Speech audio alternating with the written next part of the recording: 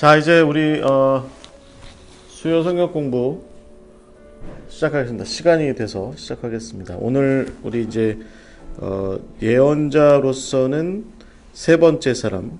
이야기는 제가 좀 잘못 나왔네요. 다섯 번째입니다. 다섯 번째. 우리가 강좌로는 다섯 번째고 사람으로는 세 번째 에스겔입니다. 제가 오늘 가능한 에스겔을 끝내기로 하려고 합니다. 오늘 에스겔 세 번째 선지자 예언자 에스겔 이야기를 시작해 보도록 하겠습니다.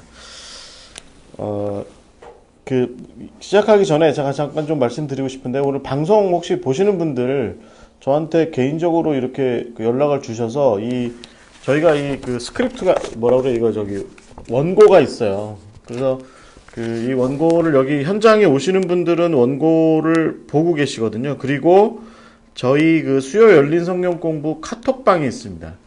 카톡방에 들어오시면 이 원고를 받아보실 수 있습니다. 그래서 원고를 가지고 저희 수요 성경 공부 이 페북 방송에 참여하실 수 있거든요.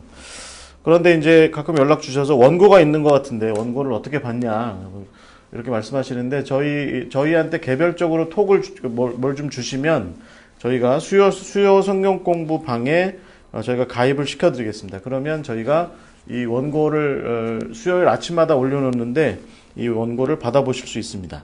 해외 어디 계셔도 다 받아보실 수 있습니다.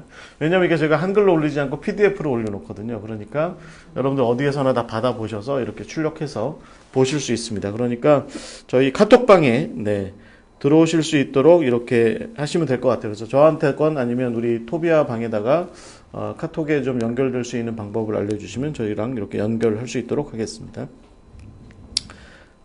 잠깐 안내 말씀드렸고요. 기도하고 시작하겠습니다. 하나님 은혜를 감사드립니다. 오늘 우리에게도 다시 또 이렇게 주의 말씀 나눌 수 있도록 인도하심을 감사드립니다. 주님께서 우리에게 말씀을 주셨습니다. 주님, 우리가 말씀 따라 순종하게 하시고 주께서 말씀하실 때 우리가 주의 말씀 따라 살아갈 수 있는 그런 선택과 또 결단의 마음을 허락하여 주시옵소서. 세상에 혼잡하고 분주한 가운데 우리가 어디에 서 있으며 누구를 향하여 서 있는지를 분명히 알게 하시고, 이 혼탁한 세상이라 할지라도 이 세상을 주관하고 이끄시는 분이 바로 하나님이심을 우리가 분명히 알게 하시고, 그런 가운데 하나님 앞에 합당한 자로서의 삶을 결단하여 나갈 수 있도록 주여 인도하여 주시옵소서. 오늘 에스겔 예언자를 통해서 우리가 함께 우리의 마음을 열어주시고 생각의 또 문을 열어주셔서 그 뜻을 우리가 분명히 알게 하시고, 에스겔을 통해서 품으시고 그렇게 드러내려고 하셨던 세상을 향한 뜻, 당신의 백성들을 향한 뜻을 온전히 우리도 오늘 이 시대를 향하여서 깨달을 수 있도록 주여 인도하여 주시옵소서. 이제 시작하는 시간입니다. 마치는 시간까지 성령께서 동행하여 주시고 온전한 배움의 시간, 나눔의 시간 될 수 있도록 인도하여 주시옵소서. 예수 그리스도의 이름으로 기도하옵나이다. 아멘. 자, 오늘 에스겔입니다. 에스겔. 우리가 이제 이사야 했고, 또 예레미야 했고, 그 다음에 이제 에스겔이고, 이제 다음은 어디겠습니까? 다니엘이겠죠. 성경 순서대로 갑니다. 에스겔까지는 우리가 이제 보통 큰 예언, 다니엘까지도 뭐 그렇게 듣기도 하는데 아주 큰 예언자라고 얘기하죠. 그래서 큰 예언자 다른 이유가 아니라 성경에 장절이 많습니다. 그래서 이사야 66장, 그 다음에 에스겔은 오늘 에스겔은 48장, 이렇게 해서 단숨에 이렇게 읽어 내려가기 쉽지 않으시죠. 그래서 에스겔을 이렇게 한눈에 이렇게 보기가 쉽지 않습니다. 그래서 우리가 이제 이런 성경 공부를 통해서 그런 안목을 좀 키우게 되고 하죠.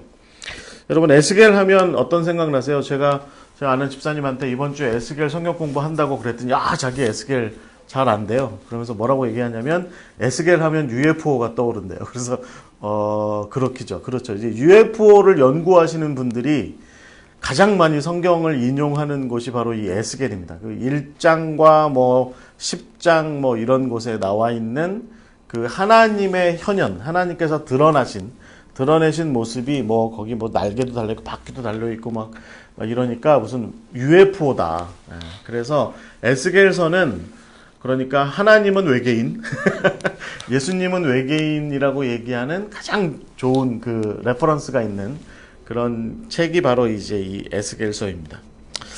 저는 오늘 여러분과 이 에스겔을 이야기할 때 그런 어떤 세간의 흥미가 될 만한 그런 이야기, 그러니까 하나님께서 나타나실 때 뭐 네 가지의 생물과 같이 나타나셨고 바퀴가 달려있고 뭐 이제 이런 얘기에 대한 그런 얘기에 대한 해석.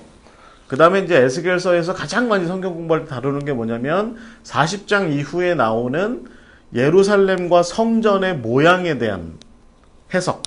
뭐 그런 거. 네, 그런 건 저는 안 하려고요.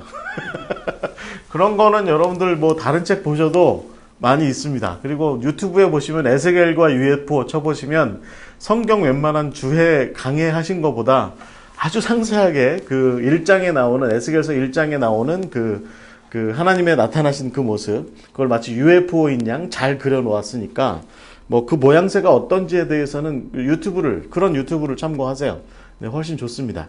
그 주석서 같은 거 읽어보셔 봐야 머리만 아픕니다. 그러니까 그런 건 보지 마시고, UFO 관련된 에스겔 공부하고 싶으시면 그런 유튜브를 보시고, 저는 오늘 에스겔 예언자 자체에 좀 집중하려고 합니다. 그 다음에 에스겔과, 그 다음에 이스라엘 백성들, 그 다음에 에스겔의 시대, 뭐 이런 것들을 좀 함께 이야기를 나누면서 이 에스겔의 메시지가 갖고 있는 그 의미가 뭐겠느냐라고 하는 것들을 좀 한번 살펴보도록 그렇게 하겠습니다. 자료를 좀 제가 나눠드렸는데요. 제가 뭐 오늘 뭐 이야기를 통해서 다 설명은 못 드리지만 자료 중간중간에 보시면 에스겔 같은 경우는 이 연표 같은 것도 잘 정리가 돼 있어요. 내가 뭐 몇째 해, 몇 월 달에 뭐 했다. 뭐 이제 하나님의 말씀이 되게 임했다. 그래서 그 연표를 맞추면 에스겔이 대체적으로 역사적인 정황에서 어느 시대에 맞춰서 이렇게 살았다. 예언 활동을 했다라고 하는 것을 좀 알아볼 수 있는데, 그것도 제가 좀 그 2페이지에 보시면 정리를 해놨습니다. 제가 뭐 여기는 다루진 않을 거고요. 한번 뭐 이 페이퍼를 보시는 분들은, 특히 목사님들께서는, 네, 헷갈리는 에스겔 예언, 뭐 이런 거 한번 참고해 보세요. 여러분, 예언서를 보시면 헷갈리죠. 뭐 예레미야 같은 경우도 막 시드기야 왕 때 나왔다가 또 뭐 여호야김 때 나왔다가 뭐 왔다 갔다 막 이렇게 하죠. 그래서 뭐 헷갈리는데, 연표가 좀 에스겔 같은 경우는 잘 정리될 수 있을 만큼 에스겔 스스로가 이 교육받은 사람이라 그런지 정리를 좀 잘했습니다. 그래서 이제 거기에 맞춰서 있다라고 하는 거 좀 이해하시고, 자, 이제 이야기를 시작해 보도록 하겠습니다. 에스겔은 어떤 사람인가요? 에스겔은 일단 그 제사장입니다. 그래서 그 자기가 그 부시의 아들이다라고 이렇게 얘기합니다. 그래서 여러분 미국 대통령 부시의 아들이라고 생각하시면 안 되고, 네. 이럴 땐 좀 웃어주셔야 돼요. 부시의 아들. 그래서 그 아버지가 부시고요. 네. 그 제사장이죠. 그 다음에 사독계열. 그러니까 다윗 왕 때부터 예루살렘 성전의 대제사장의 역할을 했던 사독계열의 아마 가문이었을 것이다. 이렇게 얘기합니다. 연대를 이렇게 살펴볼 때 한 620년경, 그러니까 주전 620년경에 태어났을 거다. 이렇게 보고요. 그렇게 볼 때 대체적으로 이제 요시야 왕 시절이죠. 요시야 왕 시절에 요시야 왕이 한참 그 종교 개혁을 해요. 한참 할 때, 그래서 성전 중심으로 특히 그 종교 개혁을 할 때, 그리고 그것에 대해서 약간의 딴지를 걸었던 누구죠? 예레미야가 활동했던 시절에 제사장으로서 예루살렘에서 살았습니다. 이 요시야의 그 종교개혁에 상당히 의미가 있죠. 여러분들 아시는 것처럼 그 성전 연복궤 뒤에서 오래된 그 신명기서가 발견이 됐고, 그 신명기서를 읽어 내려가면서 제사장들이 뭐 옷을 찢고, 그 다음에 요시야가 옷을 찢고 회개했다. 그래서 예전에, 그러니까 모세 시절에 어떻게 우리가 하나님을 경배하고 하나님을 예배하고 하나님을 섬겼는지, 하나님을 신앙했는지에 대한 그 본래의 모습으로 리바이벌 하자라고 해서 종교개혁을 일으켰고, 요시야의 종교개혁은 제가 이사야 때 또 예레미야 때도 말씀을 드렸지만, 그 단순히 예루살렘만의 종교개혁이 아니라 남유다 전반에 혹은 뭐 북이스라엘의 영토 전반까지도 횡행했던 그 우상숭배, 그 다음에 뭐 산당들, 뭐 특히 바알신, 아세라신, 뭐 밀곰신, 뭐 뭐 몰록신, 뭐 이런 신들을 섬겼던 그런 신들에 대해서 이렇게 그 배격을 하고 산당들을 다 무너뜨리고, 유일신 여호와 하나님, 오직 여호와는 한 분이시다라고 우리가 섬길 신은 오직 여호와 한 분이시다라고 하는 것을 유일신 사상으로 근거해서 섬기는 것으로 이 종교를 굉장히 개혁을 하죠. 그래서 그 와중에 제사장으로 이제 예루살렘에 있었던 거예요. 그러니까 성전 중심으로 있었던 거예요. 아버지가 또 제사장이었으니까 성전 들락달락 하면서 있었겠죠. 그러니까 그 와중에 이 사람이 특히 이제 에스겔은 젊은 시절을 보낸 거예요. 그러니까 어린 시절을 이렇게 보내온 겁니다. 그러니까 성전과 예루살렘의 종교 개혁가들이, 그 다음에 제사장 집안의 어떤 개혁적인 어떤 성향을 가진 집안의 어른들이 아마 이 에스겔에게 교육을 잘 시켰을 것이다 라고 봅니다. 특히 어떤 부분에서냐면 유일신 사상, 그 다음에 성전 중심의 하나님에 대한 어떤 인식, 예루살렘 중심의 하나님에 대한 인식, 뭐 이런 것들을 굉장히 이렇게 잘 가르쳤을 거다. 그래서 그런 부분에서 그 하나님에 대한 인식론이, 그 다음에 하나님을 어떻게, 여호와 하나님을, 야훼 하나님을 어떻게 섬겨야 되느냐라고 하는 부분에 대한 교육과 훈련이 잘 된 사람이 아마 이 에스겔이었을 것이다. 이렇게 많은 학자들이 그렇게 판단을 합니다. 그러다가 598년, 그러니까 주전 598년, 그러니까 그가 나이가 한 20살 간 넘어, 이 사람이 바벨론으로 포로로 잡혀가요. 그러니까 두 번째 포로 시절이죠. 첫 번째 포로는 605년경에 한 번 있었어요. 그때 누가 잡혀갔냐면 다니엘과 사드락과 메삭과 아벳느고가 잡혀갑니다. 다니엘이 잡혀갑니다. 먼저. 그래서 이제 다니엘이 잘 이렇게 털을 닦아놓은 곳에 에스겔이 잡혀가요. 다니엘 같은 경우는 그 바벨론의 그 느부갓네살의 성 안에서, 왕궁 안에서 살았죠.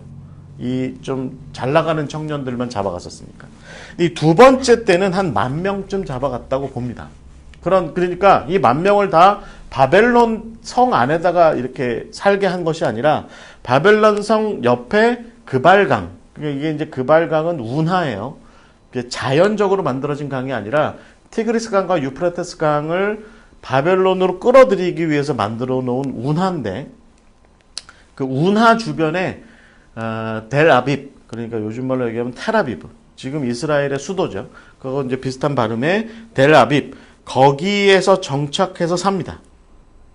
그러니까 이 사람이, 여러분 이제 이걸 좀 잘 상상하셔야 돼요. 그러니까 제사장이었고 종교개혁이 한참 이렇게 일어나서 어떤 신앙의 모세 오경이 얘기하던 원리적인 측면으로 돌아가려고 했던, 특히나 유일신 사상, 우리가 섬기는 하나님은 한 분 하나님이시다 라고 하는 그 신명기 그 6장 7절에도 6장 7절 8절에도 나와 있는 이스라엘아 들으라, 오직 우리 하나님은 한 분 하나님이시다, 유일한 한 분 하나님이시다 라고 하는 그 신앙으로 회복했던, 그 다음에 그 신앙을 하는 곳이 어디냐면, 중심지가 어디냐면 예루살렘 성전이고 예루살렘이다 라고 하는 것을 머릿속에 잘 훈련받은 채로 포로로 잡혀간 거죠.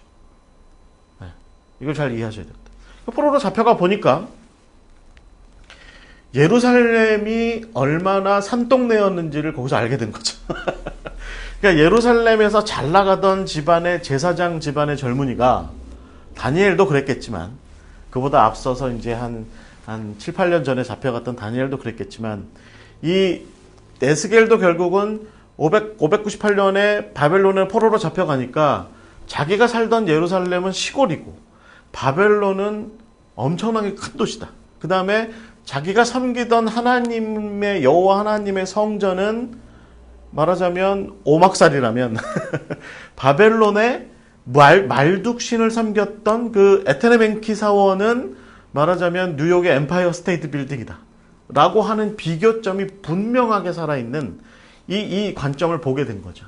그래서 대세를 이루는 것은 지금은 바벨론인 거예요. 그 다음에 바벨론의 종교, 바벨론의 정치, 바벨론의 문화, 바벨론의 어떤 리더십, 뭐 이런 것들이 국제사회의 대세를 이루는 와중에 이 유다 땅의 예루살렘 그 조그만 성에서 살던, 거기가 세상의 전부인 양 생각하던 이 제사장 출신의 젊은이, 머릿속에 온통 하나님과 여호와 하나님과 예루살렘 성전만 머릿속에 딱 들어있는 채로 우리로 치면 뉴욕 한복판으로 간 거예요.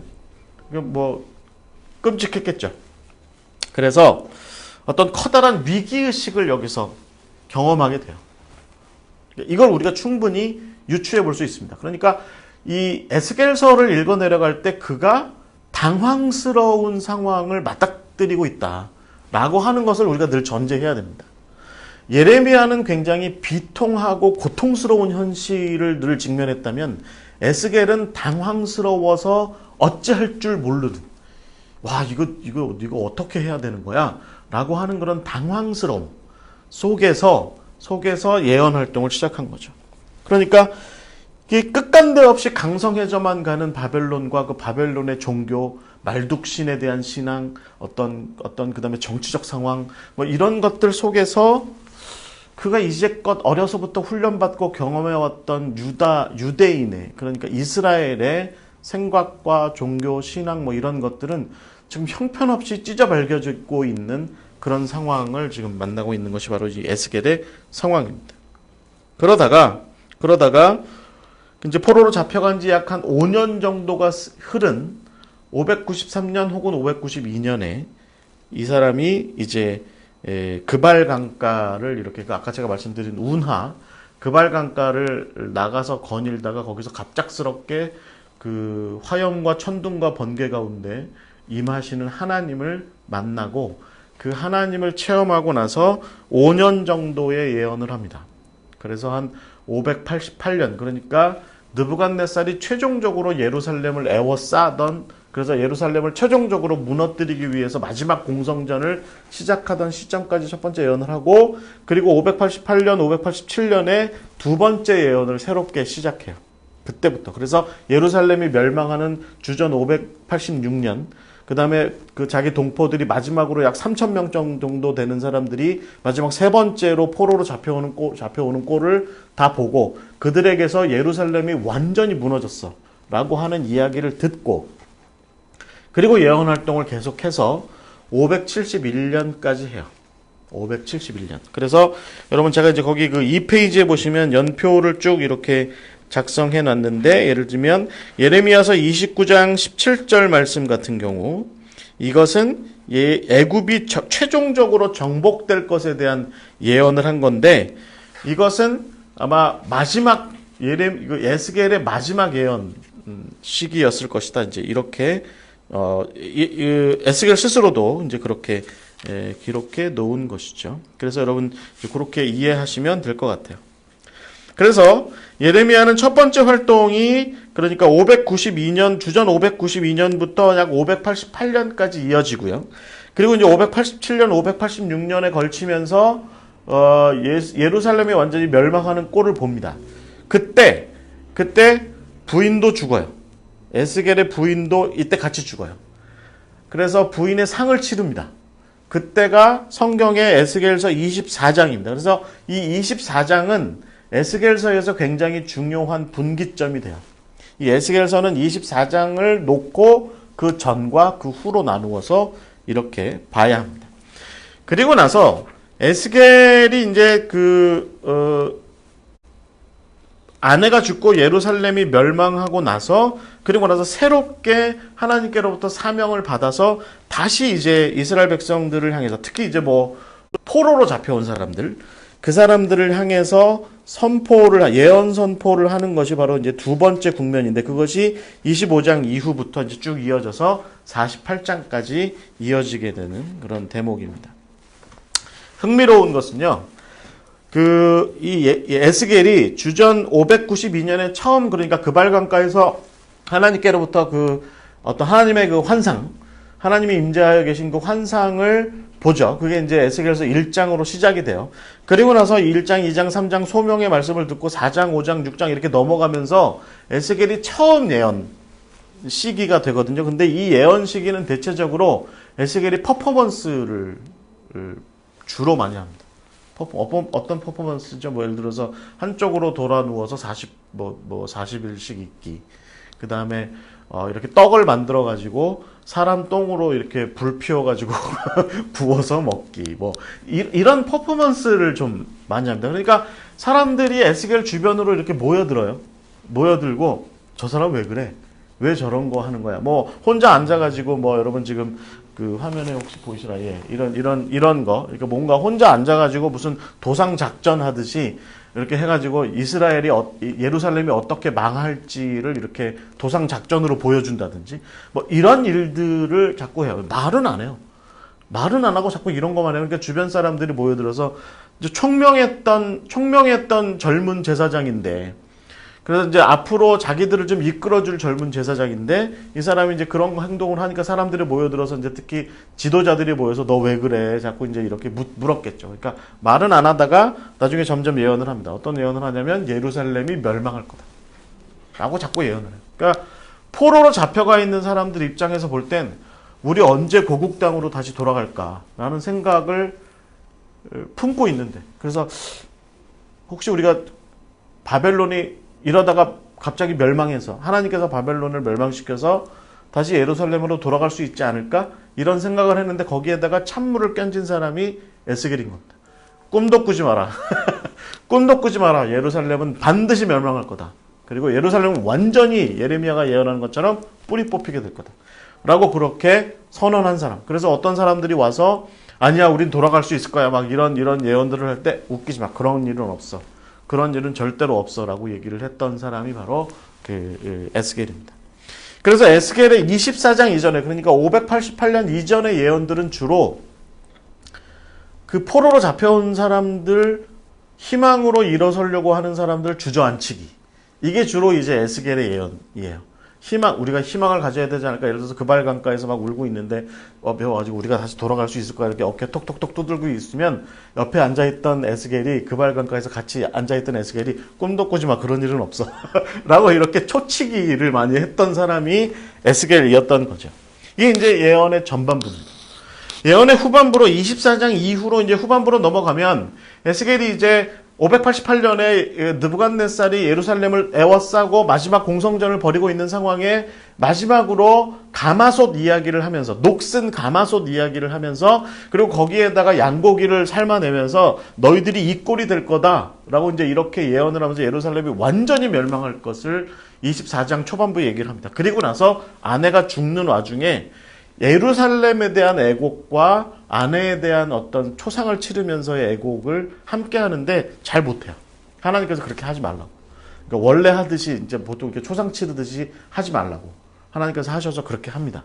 그리고 나서 이 에스겔에게 모여든 포로된 사람들, 그러니까 이제 지난 5년 동안 그렇게 예언을 한 것에 대해서 처음에는 사람들이 미친 거 아니야? 뭐 이제 예루살렘에 예레미야가 미쳐 있다면 여기 그발강가 텔아비브에는 에스겔이 미쳐 있다. 뭐 이제 이런 식의 이야기를 막 하고 했는데 실제로 예루살렘이 멸망한 꼴을 보게 되니까 사람들은 이제 에스겔에게 모여든 거죠.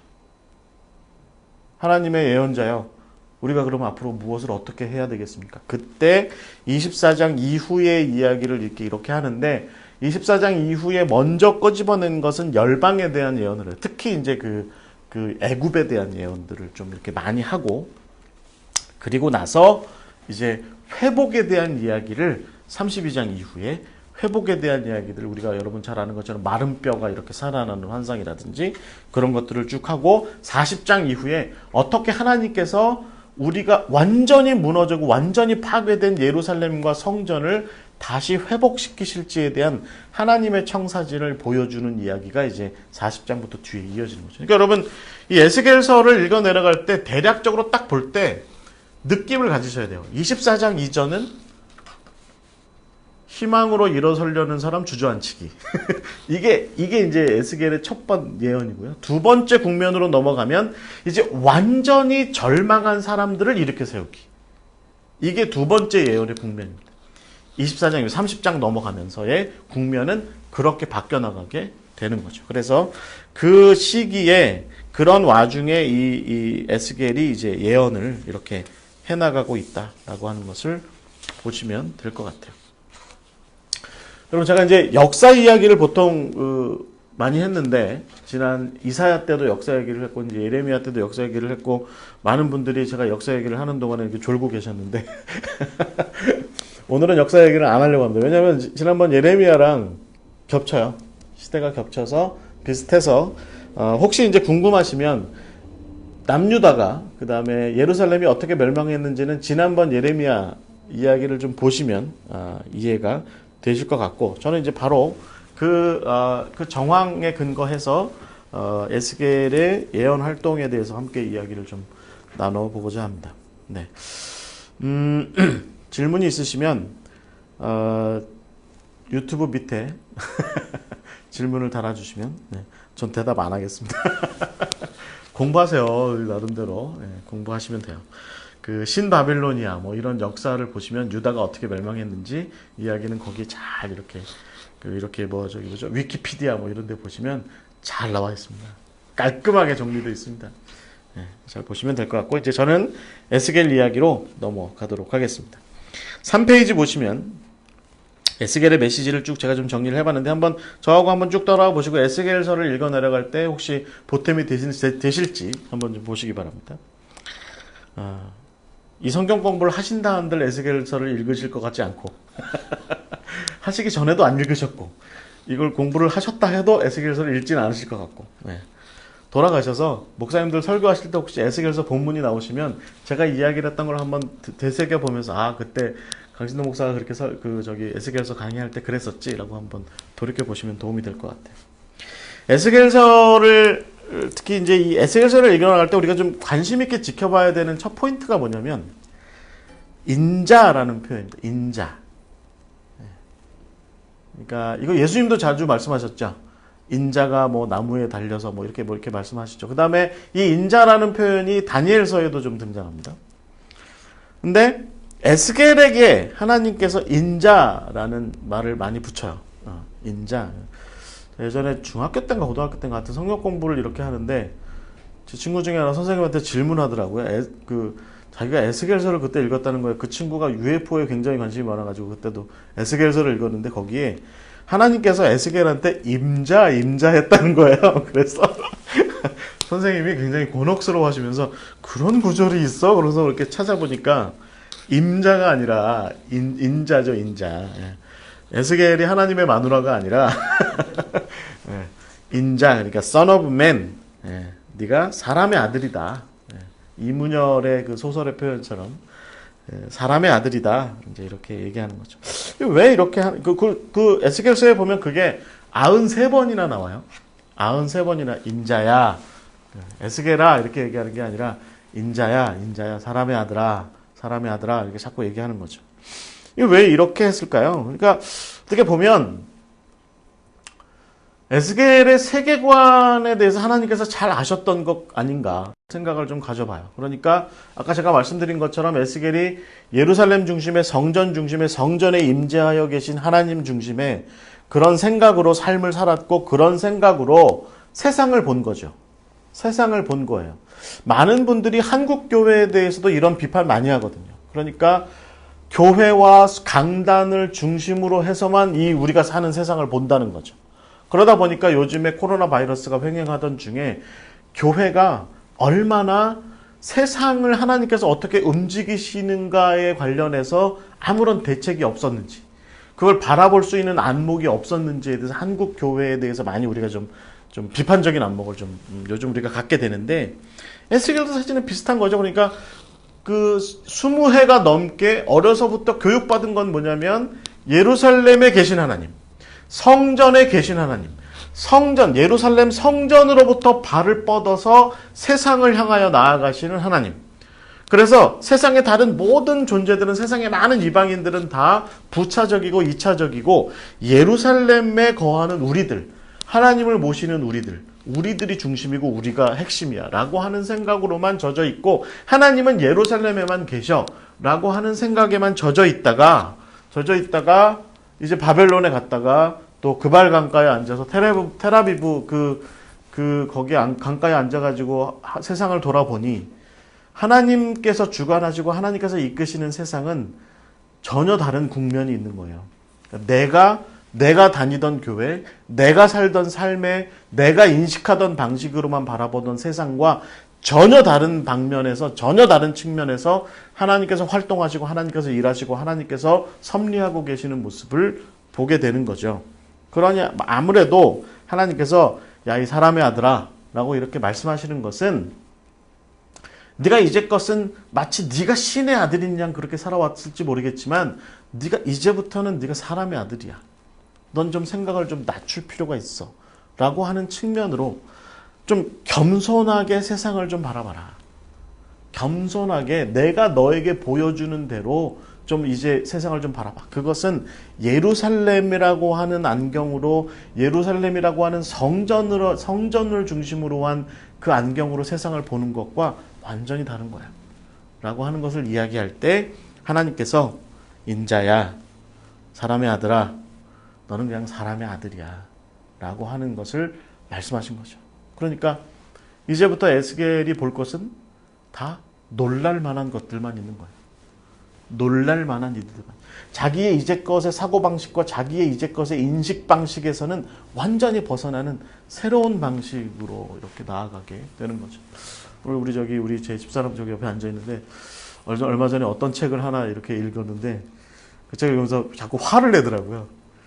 책 제목은 제가 얘기 안 하겠습니다. 근데 화를 자꾸 내더라고요. 그래서 제가 옆에서, 아니, 왜 책 읽으면서 화를 내냐고 그랬더니, 본인이 이제 50년 가까이를 알고 지내던 것과 다른 방식으로 이야기하는 거를 지금 책으로 보고 있는 거예요. 자꾸 화가 난대요. 자꾸 이렇게 화가 난대요. 아마도 에스겔도 비슷하지 않았을까 싶어요. 하나님 앞에 화내기는 그렇고, 저희 집사람도 저한테 제가 읽으라고 줬거든요. 그러니까 저한테 화내기는 그렇고, 이제 짜증만 내는 거죠. 계속 그러면서 내가 이걸 계속 읽어야 돼? 내가 이걸 계속 읽어야 돼? 자꾸 얘기하는데, 에스겔도 아마 비슷한 그런 모습이 있었을 것 같습니다. 그러니까 저는 우리가 지금부터 이야기할 것에서 우리가 한 가지 좀 분명하게 봐야 되는 건 뭐냐면, 에스겔이 지금부터 이야기하는 것들에 비추어서 난해함으로 시작했다는 거죠. 난해함. 와, 이거 컴프리hen션이 안 된다. 이해가 안 된다. 내가 이거 읽고 봤는데 모르겠다. 라고 하는 것으로 시작해서 점점 이해되는 폭으로, 이해되는 쪽으로 바뀌어가는 것이 지금 에스겔 스스로의 학습, 예언자로서의 학습이고, 그런 정도 수준에서 예언이 발생해요. 저는 그래서 이 에스겔서가 굉장히 좋다고 봐요. 그러니까 자기가 이해도 못하는 말을 짓거리지 않은 거예요. 이해하는 차원에서 얘기한 거예요. 그러니까 이해한다고 하니까 납득이 안 되니까 심히 떨렸다, 무섭다, 뭐 이런 표현으로 나가는 거죠. 그 다음에는 점점 아, 그래, 이해돼. 그래서 이런 거구나. 이렇게 이해되는 폭으로 바뀌어가는 것이 이제 에스겔이다. 여러분, 신앙이라는 게 그런 거 아닌가 싶어요. 그러니까 우리가 삶을 살아가면서 신앙한다라고 하는 것은 결국 이런 것 같아요. 내가 10살 때 알던 하나님과 나이 50이 돼서 요즘 느끼는 하나님은 다른 거예요. 10살 때 하나님이 50 먹어서도 계속 그 하나님이면 우리는 하나님 잘못 믿는 겁니다. 인생을 잘못 살고 있거나, 인생을 유아틱하게 너무 살고 있거나, 그런 거죠. 그러니까 우리가 10살 때 살던 삶과 다른 삶을 지금 50살에, 제가 지금 50 좀 넘어갔는데 50대에 살고 있으면 지금 내가 맞닥뜨리는 하나님은 다른 하나님인 거죠. 그러니까 매번 접하는 하나님은 놀라움의 하나님일 수도 있다. 생각을 좀 가져봅니다. 에스겔이 지금 이제 그런 모습입니다. 그래서 저는 먼저 지금 첫 번째, 우리가 3페이지에서 첫 번째 얘기하고 싶은 거 뭐냐면, 에스겔의 하나님입니다. 에스겔의 하나님. 에스겔이 말하는 하나님은 뭐냐? 그래서 1장 3절부터 28절의 말씀과 8장에서 11장까지의 말씀과 그 다음에 40장에서 48장까지의 말씀인데, 여러분 이게 굉장히 다릅니다. 저를 한번 따라와 보시죠. 이제 앞부분은 제가 좀 말씀드렸어요. 여러분, 에스겔이 그 하나님 인식론이 있었다. 좀 제가 말씀드렸죠. 그러니까 예루살렘과 성전 중심의 하나님 인식론. 거기에 비춰보면 하나님은 어디에 계셔야 되냐면 예루살렘에 계셔야 돼요. 하나님은 예루살렘에만 임재하여 계시고, 예루살렘에 당신의 옷자락과 당신의 도포자락을 쫙 이렇게 펼쳐놓고, 당신의 수염을 쫙하니 늘어뜨려 놓고, 그런 그 예루살렘 성전 위에, 그 보좌 위에 떡하니 앉아 계신 그 하나님, 그게 바로 에스겔의 하나님이에요. 그게 바로 제사장적 세계관, 예루살렘의 제사장들이 생각했던 하나님이었다는 거죠.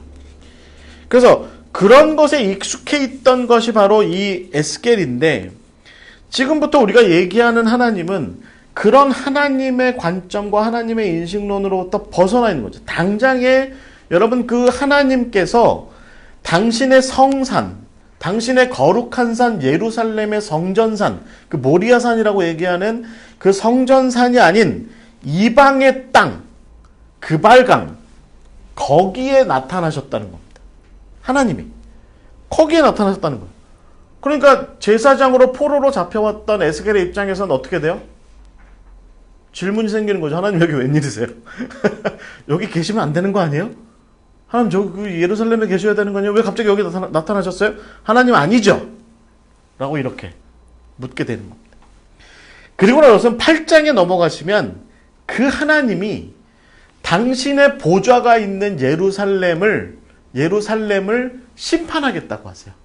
그리고 예루살렘을 무너뜨리고 예루살렘의 성전을 무너뜨리겠다고 하세요. 그러니까 자기가 자기 집을 지금 때려 부시겠다고 하는 거예요. 그러니까 그 하나님을 두 번째에서 지금 에스겔이 경험하고 있고, 그리고 마지막 40장에서 48장에서는 하나님께서 때려 부신 당신의 집을 다시 세워 나가신다. 당신 스스로의 힘으로, 능력으로 다시 세워 나간다. 다윗에게 기대지 않으시고 솔로몬에게 기대지 않으시고 하나님 스스로 지어가시는 그 모습을 이 에스겔이 보게 되는 겁니다. 첫 번째 환상에서 보면 우리가 에스겔서 1장입니다. 우리가 보통 제가 서두에서 말씀드린 것처럼 보통 UFO 전문가들이 많이 이렇게 보는 그런 거예요. 여러분 4절부터 보시면 폭풍과 큰 구름이 오는데 1장 4절부터 보시면 거기 이렇게 불 가운데 단쇠 같은 것이 나타나고 네 생물의 형상이 있고, 그 다음에 거기 네 얼굴과 네 날개가 있고, 그 네 형상은 송아지, 소고, 그 다음에 사람, 사자, 소, 독수리 이런 모습이 있고, 그 다음에 그 가운데 하나님의 영이 있고 바퀴가 달려 있고, 그 바퀴 밑에 사람 손 같은 게 하나 불쑥 이렇게 나와 있고, 여러분 머릿속에 그려지십니까? 여기 있네. 네. 그린 거 중에 제일 그래도 이렇게 잘 그렸다 싶은 거 제가 그림으로 따왔는데, 이제 저런 모습이죠. 네. 그러니까 2500년쯤 전에 사람이 이렇게 그린 거예요. 요즘에 만약에 우리 김진혁 전사님이 만약에 오늘 갑자기 이 홍대 토비아에 앉아서 저런 환상을 보면 아마 이렇게 우주선을 이렇게 하나 그리고 있을지도 모르죠. 네. 그리고 이렇게 심볼 마크가 막 달려있는 그런 우주선을 하나 그릴지도 모르죠. 거기에 이제 특징적인 건 뭐냐면, 거기에 이제 하나님의 영이 있고, 그리고 그 하나님의 영이 움직이는 대로 이 네 생물도, 그 다음에 그 바퀴들도 같이 움직이는데, 흥미로운 건 뭐냐면, 그렇게 움직일 때마다 어떻게 움직이냐면, 이게 돌아서 가지 않고 직진한다는 거죠. 늘 이렇게 직선으로, 이렇게 직진으로 해서 움직인다는 겁니다. 그래서 직진 여호와 이렇게 이렇게 얘기할 수 있을 것 같아요. 그리고 나서 22절 이후에 보시면, 1장 22절 이후에 보시면 거기에 그 위에 보좌가 있어요. 그 위에 보좌가 있고 거기에 사람 같은 형상이 한 분 계신데 하나님인 것을 알게 된 거죠. 에스겔이 이게 하나님이시구나 라고 하는 생각을 갖게 됩니다. 여러분, 흥미로운 건 그 보좌가 지금 어디에 있는 겁니까? 날개 달리고 바퀴 달린 생물들 위에 이렇게 있는 겁니다. 뭘 상징하겠습니까? 하나님은 움직이신다는 겁니다. 움직인다는 거예요. 어딘가에 붙박이가 아니라는 겁니다. 하나님 늘 내 마음에 계셔. 에스겔은 지금 그걸 부정하는 겁니다. 당신이 만약에 범죄하면, 당신의 삶이 의롭지 못하면, 당신의 삶이 하나님 보시기에 합당하지 않으면 하나님은 언제든지 움직인다. 직진으로 움직인다는 거죠. 이게 바로 1장에서 보여주는 굉장히 중요한 모습이고요. 어찌됐든 이 직진 하나님, 직진하시는 여호와, 움직이시는 여호와, 그 하나님을 지금 그래서 움직이셔서 지금 어디에 나타난 겁니까? 그발 강가에 나타난 거예요. 성전이 아니라, 예루살렘에 있는 성전이 아니라 자기가 있는 그발 강가, 당신의 백성들이 지금 포로로 잡혀서 눈물을 흘리고 있는 그발 강가에 짠 하고 이렇게 나타나신 겁니다. 그래서 이 에스겔이 이 첫 환상을 봤을 때는 혼란스럽습니다. 그러니까 마음으로도 혼란스럽고 머리로도 혼란스럽고 눈으로도 혼란스러운 거죠. 그래서 3장 15절에 보시면 그 하나님께서 나중에 이 에스겔을 데리고 델아비브의 그 집으로 데려가시거든요. 그 집으로 와서 에스겔이 7일 동안 정신을 차리지 못했다. 3장 15절에 보시면 7일 동안 내가 거기 보시면 이렇게 써 있습니다. 내가 델아비브에 이르러 그 사로잡힌 백성 곧 그발 강가에 거주하는 자들에게 나아가 그 중에서 두려워 떨며 7일을 지냈다. 무슨 얘기겠습니까? 자기가 본 것이 정리가 안 되는 겁니다. 이게 단순히 무서워서 뭐 이런 의미보다도 그런 것도 있겠지만 하나님이 여기 왜 나타나셨으며 하나님께서 저렇게 바퀴 달리고 날개 달리는 건 도대체 무슨 의미며 하나님께서 하나님의 영이 직진하시는 건 도대체 무슨 의미며 납득이 안 되는 거죠. 정리가 안 되는 거예요. 그래서 7일 동안 마치 그 바울이 다메섹 도상에서 예수님을 만나고 3일 동안 눈에 모든 걸 보지 못했던 그런 모습처럼 그렇게 있었던 거죠. 이게 결국 여러분 하나님께서는 에스겔이 깨닫든 못 깨닫든 인식 전환을 시켜주고 계신 겁니다. 그래서 하나님께서는 에스겔에게만 그렇게 말씀하시는 것이 아니라 이 소명을 주시는 전반부의 3장부터 쭉 읽어보시면 하나님께서 자꾸 뭐라고 말씀하시면 내 백성이 듣든지 안 듣든지 그러니까 이해를 하든지 못하든지 납득이 되든지 못하든지 나는 내 할 말을 지금 할 거야. 너도 마찬가지야. 너도 내가 말하고 내가 하라고 하는 것이 이해가 되든지 안 되든지 납득이 되든지 안 되든지 간에 나는 할 일을 할 것이고 할 말을 할 거야. 라고 지금 하나님께서 에스겔에게 말씀하신 거죠. 언제나 그 성전의 성막 뒤에 연기 가운데 은둔하여 계시던 그 하나님을 이 그발 강가에서 델아비브에서 만나고 나서 이제 에스겔은 전혀 다른 종류의 하나님에 대한 인식을 하게 된 겁니다. 여러분, 우리가 하나님을 믿을 때 우리 안에 하나님을 가두죠, 보통. 그래서 하나님을 내가 믿고 싶은 모양새로 조각하여 만듭니다.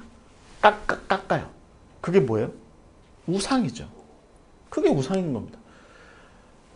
그런데 하나님은 우리가 형언할 수 없는, 우리가 묘사할 수 없는 모양으로 우리의 삶 가운데 나타나셔서 우리의 뜻대로가 아니라 당신의 뜻대로 우리의 내일을 이야기하시는 분이 바로 하나님이십니다. 그리고 그대로 하시죠. 그게 하나님이시에요. 우리가 듣든지 안 듣든지 우리가 따르든지 안 따르든지 그렇게 하시는 분이 바로 하나님이시고 지금 이 에스겔은 그 하나님을 목격하게 된 거죠. 두 번째 하나님에 대한 목격은 어디에서 나오냐면 8장에 나옵니다. 8장. 여러분 이 8장은 좀 성경 공부답게 하실 필요가 있어요. 텔아비브에 이렇게 집에 앉아 있는데 그래서 장로들이 옆에 둘러싸여 가지고 이제 어떻게 했겠습니까? 에스겔이 지난 세월 우리가 이제 읽진 않았지만 앞에서 예언 활동을 하는데 기묘하게 아주 기이하게 예언 활동을 하거든요. 막 똥에다가 막 떡 구워 먹고 막 그러니까 이놈이 미쳤나 보다. 그래가지고 이제 붙잡았겠죠. 그러니까 이제 이렇게 약간 제 표현이 아니라 이제 크리스토퍼 라이트 같은 분들의 주석에 보면 에스겔이 구금돼 있었을 거다라고 얘기합니다. 아주 기이한 행동을 많이 하니까 구금되어 있었을 거다. 그런데 몸은 그렇게 구금되어 있는데 하나님께서 그런 에스겔을 정신을 뽑아 올리셔서 데리고 예루살렘으로 가세요. 그게 8장의 이야기입니다. 그게 8장의 이야기돼요. 그래서 예루살렘 성에 이르러요. 그래서 8장 3절부터 16절까지의 이야기가 어떻게 흘러가냐면 하나님께서 이 에스겔에게 지금 너가 포로로 잡혀온 이후에 요시야가 죽은 이후에 예루살렘이 얼마나 가증스러운 동네가 되었는지를 내가 보여줄게 라고 하는 것을 지금 환상으로 보여주는데 실제로 예루살렘이 이런 모습이었다라고 하는 것입니다. 첫 번째는 뭐냐면 8장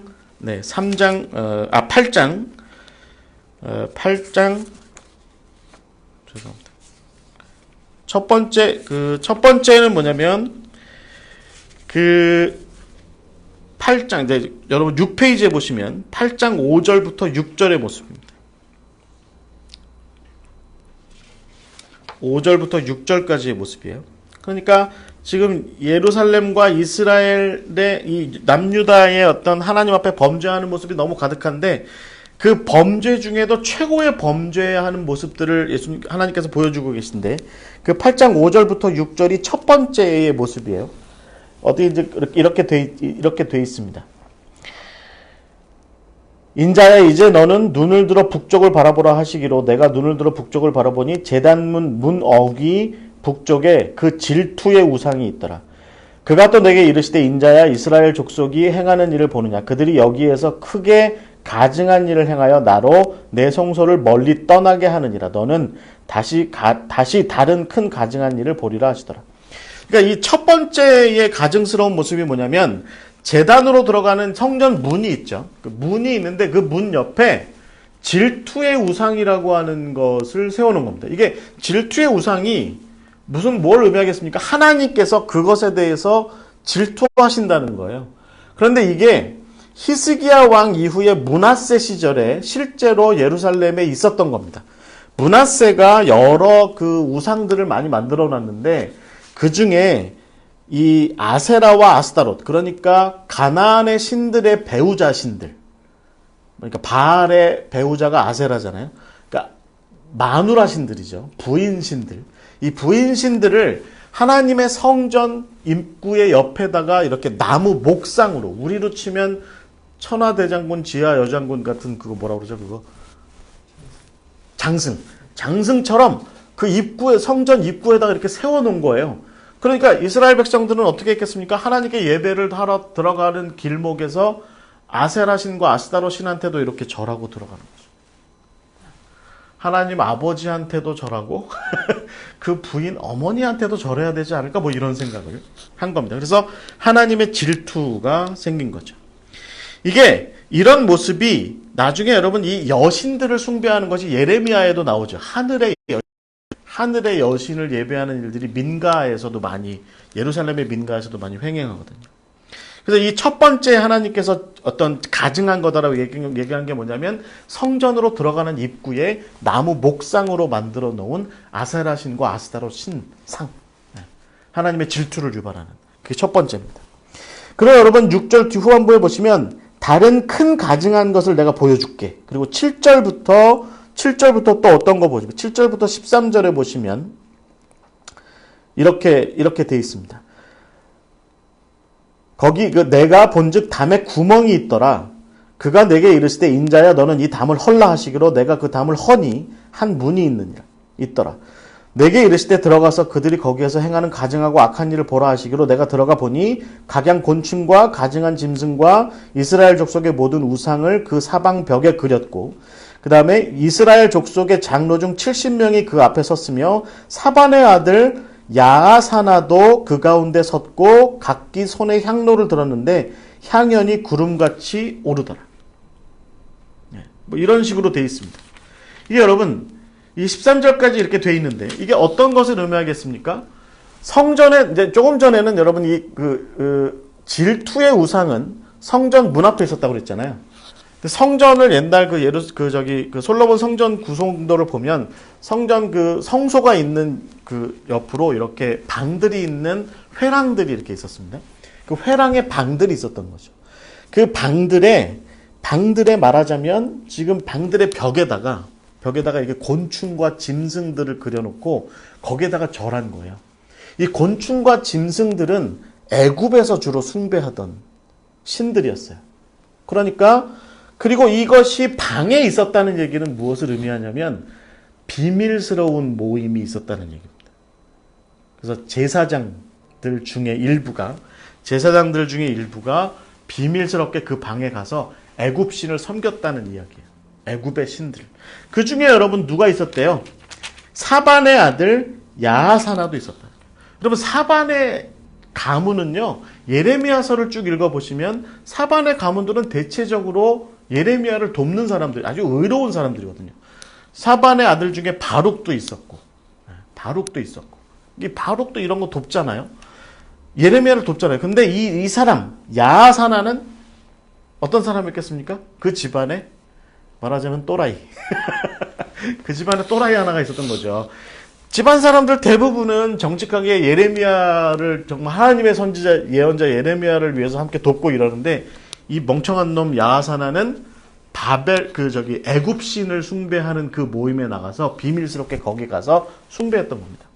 지금 이 시점은 바벨론이 융성하던 시점이에요. 그러니까 애굽은 쇠퇴하던 시점이에요. 그러니까 그런데 예루살렘의 성전의 비밀스러운 방에서 몇 명의 종교 지도자들이 그다음에 정치 지도자들이 모여서 이 애굽의 신들을 숭배했다는 얘기는 뭐겠습니까?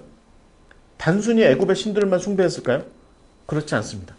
친애굽적인 경향의 모략들이 그 방에서 주로 이루어졌다는 얘기입니다. 그 방에서. 그러니까 예레미야 입장에서는 저이씨 큰일 날 것들. 에스겔은 지금 그것을 환상으로 보고 있는 겁니다. 환상으로 봤더니 사반 집안이 다 의로운 건 아니더라. 그 중에도 배반하는 놈이 있어서 야하사나 같은 놈들은 친애굽파에 들어있더라. 라고 이렇게 얘기하는 것이 두 번째의 가증한 모습입니다. 세 번째 가증한 모습은 8장 14절부터 15절에 나와요. 거기 보면 이제 그 앞에 보시면 너는 다시 그들이 행하는 바 다른 큰 가증한 일을 보리라. 하나님께서 이제 데려가세요. 어디로 데려가시냐면 그가 또 나를 데리고 여호와의 전으로 들어가요. 이제 안에 들어갔습니다. 북문에 이르기로 보니 거기에 여인들이 앉아서 단무스를 위하여 애곡하더라. 그가 또 내게 이르시되 인자야 내가 이렇게 되어 있습니다. 단무스를 위해서 애곡하는 거죠. 이게 여러분 단무스라고 하는 것이 주로 바벨론에서 온 풍습이에요. 단무스를 위한 애곡이라는 것이 실제로 있었습니다. 그래서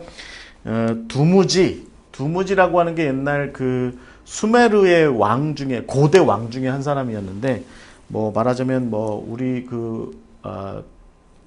중국의 그 사망오제 같은 그런 존재였을 것 같아요. 그런데 이 두무지가 36,000년 다스렸대요.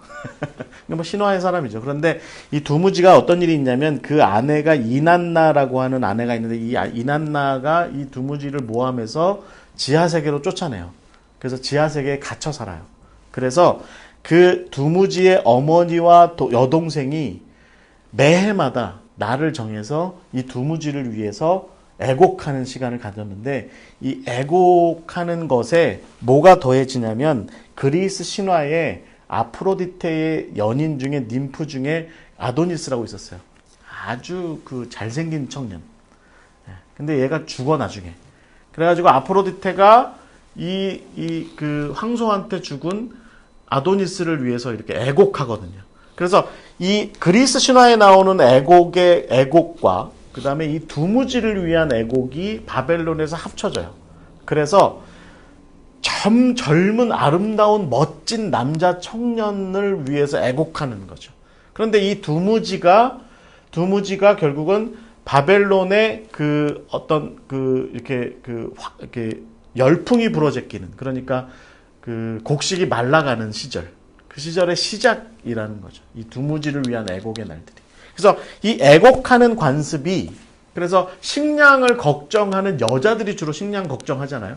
그래서 식량을 걱정하는 그런 풍습이 이스라엘로도 예루살렘으로도 넘어오는데, 그래서 그 단무스를 위한 애곡의 예식이 성전 안에서 행하여지고 있었던 거죠. 그러니까 여름에 건기가 시작될 즈음에 우리의 먹을 것을 걱정하는 그 땅의 어머니들이 모여서 하나님께, 여호와 하나님께 그 문제를 위해서 기도하는 것이 아니라 이 단무스를 위해서 기도하는 이런 모습이 있었던 겁니다. 그러니까 하나님 보시기에 가증한 것들인 거죠. 그래서 이 세 번째의 모습입니다. 15절에 보시면 이제 너는 또 이보다 더 가증한 일을 볼 것이다 라고, 그 다음에 어디로 데려가냐면 이번엔 성전 안뜰. 그러니까 여러분, 첫 번째에 가증한 것은 성전 입구에 질투하는 우상으로 있었고, 두 번째는 성전 안에 회랑방에 비밀스럽게 그 애굽의 그 곤충과 짐승들을 숭배하는 것. 세 번째는 성전 뜰에 여성들이 들어와서 단무스를 위한 애곡이 있었고, 네 번째는 성전 제단 앞에 어떤 일이 있냐면 거기 16절부터 보시면 성전 문 곧 현관과 제단 사이에서 약 25명이 여호와의 성전을 등지고 낮을 동쪽으로 향하여 동쪽 태양에게 예배하더라. 그러니까 이게 태양 숭배인 거죠. 태양 숭배. 그러니까 여러분 예루살렘의 성전 자체는 성전의 문이 동쪽을 향해 있습니다. 동쪽을 향해 이렇게 성전 문을 열면 해 뜰 때 태양빛이 성전 안으로 들어오게 돼 있어요. 그래서 동쪽을 향해 있어요. 그런데 경배하는 위치는 어떻게 돼요? 하나님을 예배하고 경배하는 위치는 태양을 등지고 서서 지성 성소를 향해서 있게 되죠. 서쪽을 향해서. 그런데 지금 여기 25명의 보통 어떤 사람들이었을 것 같아요? 성전 안에 레위인이거나 제사장이었겠죠.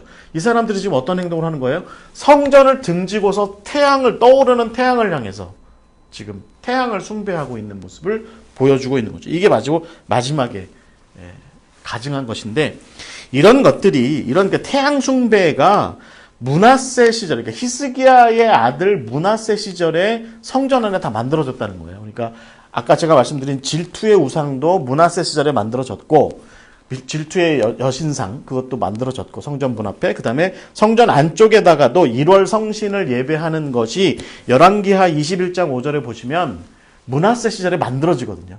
성전에. 그래서 이런 것들이 아마 태양신을 숭배하는 예식이 성전 안에 밀려 들어온 거죠. 그래서 하나님을 예배하는 일이 없어진 거죠. 근데 이게 요시야 시절에 다 없어졌었는데 다시 지금 요시야 죽은 이후에 말하자면 여호야긴, 그 다음에 시드기야 시절에 다시 재등장하게 된 겁니다.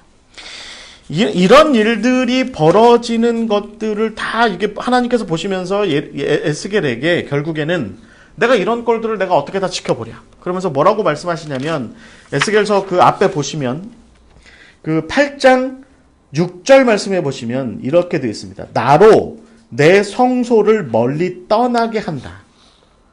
8장 6절에 보시면 이런 가증한 것들이 결국 나로 내 성소를 멀리 떠나게 한다. 여러분 이미 떠난 거죠. 에스겔이 그발강가에서 보신 그 하나님은 어떤 하나님이에요? 결국 다윗과 솔로몬이 지은 그 성전으로부터 떠나버린 하나님이에요. 떠나버린 하나님. 내가 왜 떠난지 알아? 에스겔을 데리고 가서 보여주신 거죠. 그리고 나서 9장에 넘어가시면 이렇게 얘기합니다. 그래서 이제 하나님께서 심판을 하실 건데 이 성읍을 관할하는 자들이 각기 죽이는 무기를 손에 들고 나오게 하라. 그러니까 이게 이제 여러분 신구약 중간 시대를 넘어서 신약 시대로 넘어가면 천사들이 됩니다. 아직은 구약 성경엔 천사라는 표현은 안 나와요. 그러니까 이 관할하는 자들이라는 건 뭐냐면 예루살렘 성을 지키는 자들인 거죠. 지키는 하나님의 사자들이에요. 보통 무슨 일을 하겠습니까? 예루살렘 성을 예루살렘의 대적자들에게서, 그러니까 모압이나 암몬이나 아람이나 애굽이나 바벨론이나 아수르나 그런 것들로부터 지키는 자들이 이 관할하는 자들이죠. 그게 원래 맞는 얘기죠. 그런데 지금 9장에 보시면 하나님께서 어떻게 하시냐면 내가 그 관할하는 자들로 하여금 내 백성들을 오히려 진멸하도록 할 거야 라고 지금 9장에서 말씀하고 계시는 겁니다. 단지 3절에 보시면 거기에 베옷을 입고 서기관의 먹그릇을 찬 사람을 하나 불러서 그 사람으로 하여금 그 표를 하나 이제 주게 하는 거죠. 6절 말씀에 보시면 이마에 표 있는 자, 그러니까 이 사람이 돌아다니면서 머리에 표를 하는 거예요. 이마에다가. 그런데 어떤 사람들한테 표를 하냐면 이 성에 대하여서 탄식하는 마음을 가지고 울 줄 아는 사람, 그 사람의 머리에 표를 붙이는 거죠. 그러면 마치 옛날에 유월절 때 문설주에다가 양의 피를 바르면 이스라엘 백성들이 구원을 얻었던 것처럼 이 이마에 표를 받은 사람들도 하나님의 진노로부터 구원을 얻게 될 거다 라고 말하는 것이 지금 이 이야기입니다. 그럼 이게 무엇을 의미하겠습니까? 이 표라고 하는 것이 히브리어의 그 마지막 글자 타오를 이렇게 그리는 거죠. 간단하게 T자 모양인데 이렇게 딱 그리는 거죠. 머리에다가 그리는 거죠. 그러니까 그것을 보면 이 관할하는 자들이, 하나님의 사자들이 그들은 피하여 간다는 얘기입니다. 이게 무슨 얘기겠습니까? 하나님께서 돌이키는 자들에 대해서는, 회개하는 자들에 대해서는 구원을 주실 것이다 라는 메시지를 지금 예레미야에게 던지고 있는 겁니다.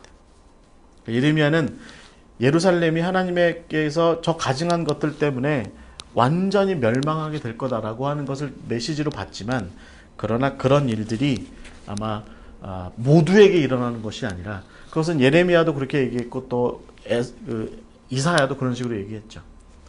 남기는 사람들이 있을 거다. 그들은 어떤 사람들이냐면, 근데 에스겔에게서 메시지가 확실하게 드러나는 건 뭐냐면, 그들은 어떤 사람들이냐면 회개하는 사람들이라는 겁니다.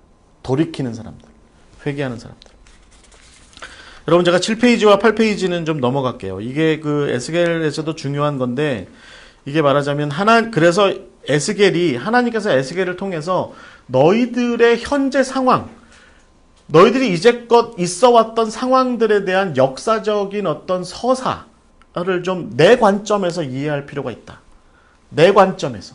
그래서 그것을 말씀하시는 것이 16장과 23장에 걸쳐서 나오는데, 이 이야기는 여러분 그 나누어 드리는 그 자료를 좀 읽어보시면 제가 성경의 얘기를 쭉 요약해 놓은 거니까 이해가 되실 겁니다. 뭐 오홀라와 오홀리바 이야기, 그 다음에 뭐 어떤 처녀가 하나 있었는데 그를 데려다가 살려놨더니 그가 이방 다른 사람들이랑 정분이 나가지고 뭐 이렇게 간음하고 뭐, 그래서 내가 그 처녀를 뭐 내죽었다 뭐 이런 얘기를 쭉 얘기하시는데, 그 여러분 읽어보시면 아마 거의 그 폐관문학 수준으로 와, 저도 이렇게 보면서, 크리스토퍼 라이트도 그런 얘기 하거든요. 읽다 보면 마음이 너무 불편하다. 왜냐면 음란하기가 너무 짝이 없어서 무슨, 죄송한 표현이지만 포르노를 보는 것 같은 그런 느낌으로 막 이렇게 적혀 있어요. 특히 오홀리바 얘기 보면 막 그렇게 적혀 있습니다. 나중에 혼자 조용히 읽어보시기 바랍니다. 그래서 이제 그 서사를 주신 이유가 뭐냐면, 야, 너네들에 대한 너희들의 역사에 대한 인식을 좀 새롭게 할 필요가 있다. 내가 너희들을 어떻게 구원했으면, 내가 너희들을 어떻게 섭리했으면, 내가 너희들을 어떻게 이끌어왔는지에 대한 것을 너희들이 좀 바르게 인식할 필요가 있다 라는 거죠. 그러니까 우리가 만약에 어떤 문제가 있을 때, 여러분 그렇잖아요.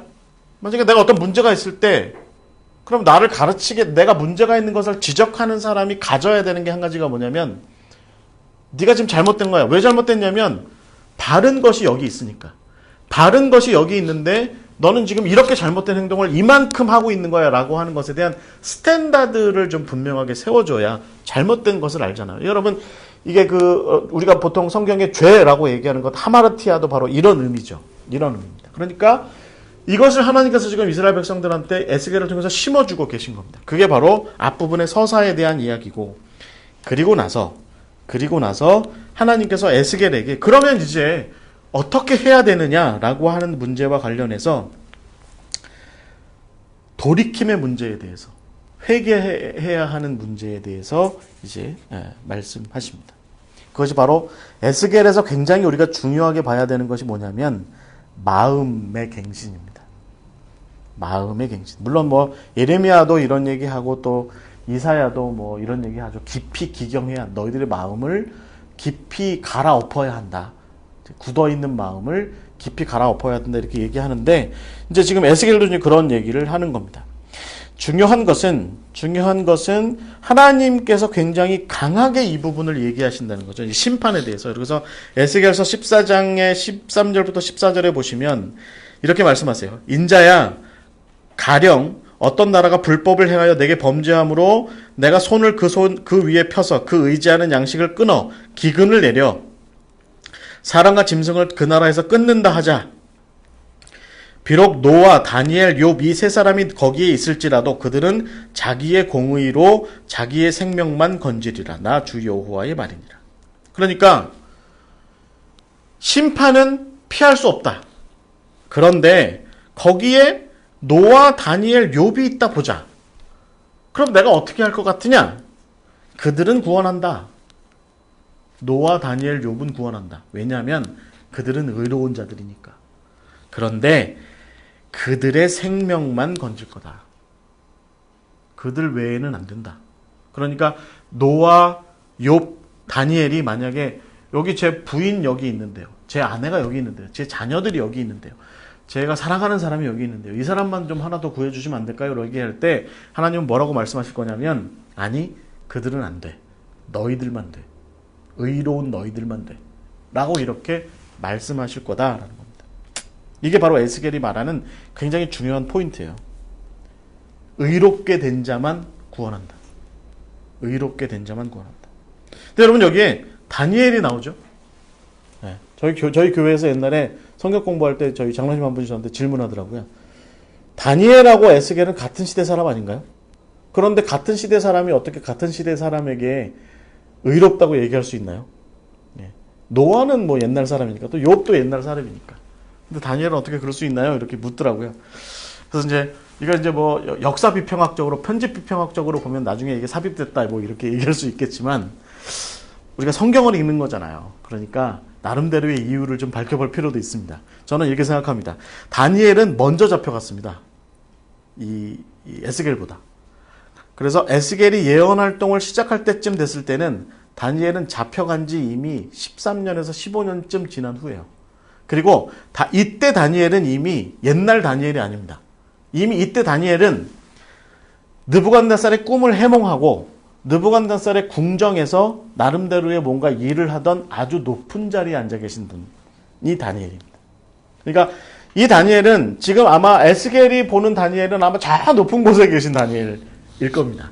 그래서 에스겔의 입장에서 볼 때 다니엘도 아마 이런 의인축에 들어갈 수 있을 만큼의 뭔가 이 바벨론을 위해서도 훌륭한 일을 많이 했지만 자기 동족들을 위해서도 훌륭한 일을 많이 했던 다니엘. 아마 그렇게 아마 이렇게 인식되고 있었던 그런 시점이 아닐까. 뭐 이렇게 제 나름대로 생각을 해봐요.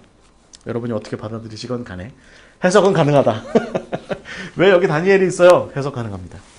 네. 일단 중요한 것은 우리가 지금 초점 맞추는 건 뭐냐면 자기의 공의가 있어야 자기의 의의가 있어야 그 구원을 얻을 수 있다라고 하는 것이 에스겔이 지금 말하는 굉장히 중요한 포인트다라는 거죠.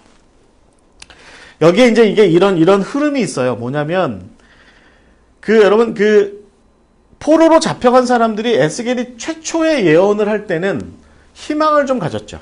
그래서 에스겔이 너네들 다 망할 거야 막 이렇게 얘기할 때 에스겔에게 야 그래도 구원받지 않을까? 우리 아마 예루살렘으로 돌아갈 수 있지 않을까? 이런 얘기를 합니다. 그때 에스겔이 계속 제가 뭐라고 그랬다고요? 그런 희망은 그런 꿈은 꿈에도 꾸지 마. 라고 이렇게 얘기했던 게 에스겔의 전반부의 예언이라고 그랬죠. 그리고 나서 여러분 그때 이제 그때 편지들이 왔다 갔다 한 게 있어요. 뭐냐면 예레미야의 편지가 왔다 갔다 합니다. 그 예레미야서 29장에 나와요. 그때 예레미야도 뭐라고 얘기합니까?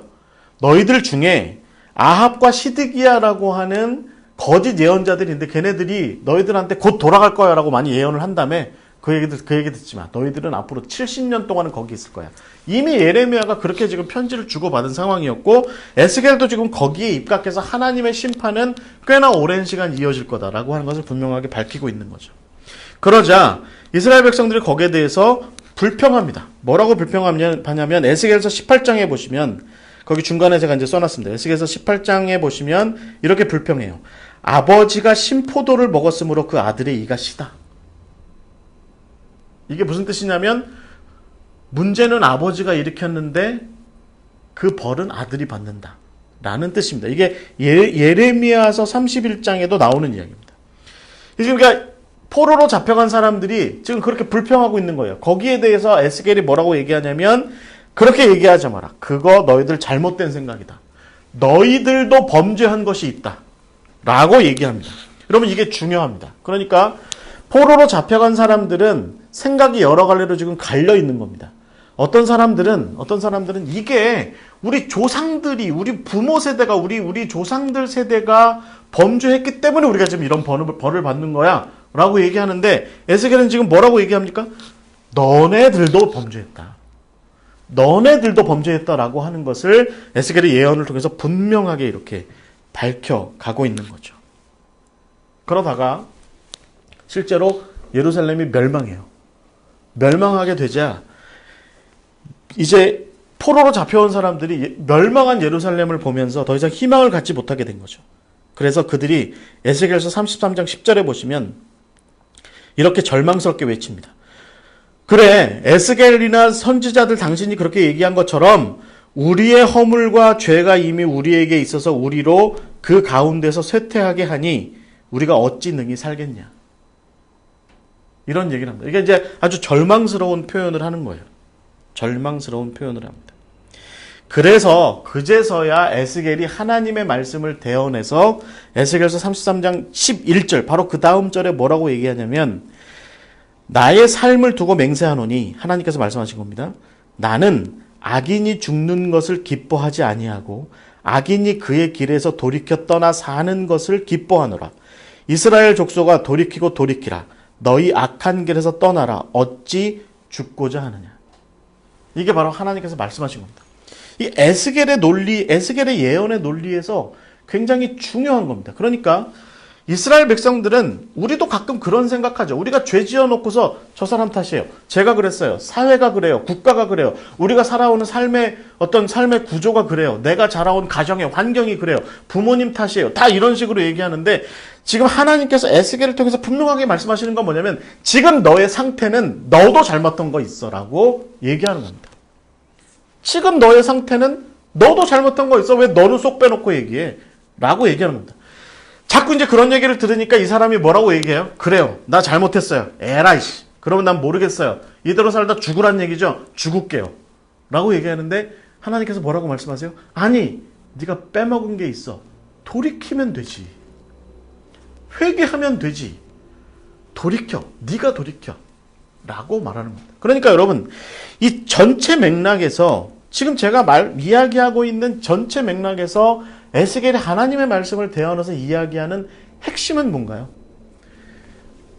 벌을 받는 것도 너의 문제다라는 겁니다. 그 다음에 돌이켜서 그런데 그런 와중에 네가 너의 문제를 깨닫고 회개하여서 돌이켜서 돌아오면 구원을 받고 살 길을 얻게 될 거다. 그것도 역시 너의 몫이다라는 것을 이야기하는 겁니다. 이 에스겔의 포인트가 저는 굉장히 강렬하다고 봅니다. 우리가 에스겔서를 읽어 내려갈 때 특히 이제 그 이스라엘 백성과 에스겔이 주고받는 하나님과 포로된 이스라엘 백성들이 주고받는 와중에 그들이 어떻게든지 자기 죄에 대해서 면피하려고 하고 피하려고 하고 혹은 자포자기해서 주저앉으려고 해서 결국은 뭐예요? 문제는 뭐냐면 이것을 이끌고 가는 하나님과의 대면은 안 하는 겁니다. 죄를 지었을 때도 그렇게 해서 벌을 받고 있을 때도 죽게 되었을 때에도 하나님과 대면은 끝끝내 안 하려고 하는 겁니다. 이게 신앙의 눈으로 볼 때 우리가 신앙의 안목에서 볼 때 영적인 안목에서 볼 때 굉장히 중요한 문제죠. 중요한 문제예요. 그러니까 우리는 보통은 죄를 짓잖아요. 죄를 지었을 때는 남 탓해요. 그 다음에 죄로 인해서 어떤 벌이 우리한테 다가오잖아요. 아이고 그때는 죽겠다고 얘기해요. 죽겠다고 얘기해요. 그리고서는 완전히 또 절망해버려. 그리고선 다시는 내가 이 벌 받는 감옥으로부터 나갈 수 없을 거다라고 자기 스스로를 완전히 비하해버려요. 그러니까 보통 사람들은 이런 식으로 극단을 달리죠. 극단을 달려요. 그런데 하나님께서 지금 어떻게 하고 계신 거예요? 그러지 마라. 너의 극단적인 길만이 길이 아니라 나의 길이 있다. 나 여호와 하나님이 너와 함께하는 길이 있다. 그 길은 네가 범죄하는 가운데라도 그로 인해서 벌을 받는 가운데라도 그래서 절망하고 있는 가운데라도 살 길이 열리는 것이 바로 나와 함께하는 길이다라는 것이죠. 나와 함께하는 길이다. 그럼 우리는 교회 다닌다고 하면서 하나님과는 동행하지 않습니다. 교회와는 동행하죠.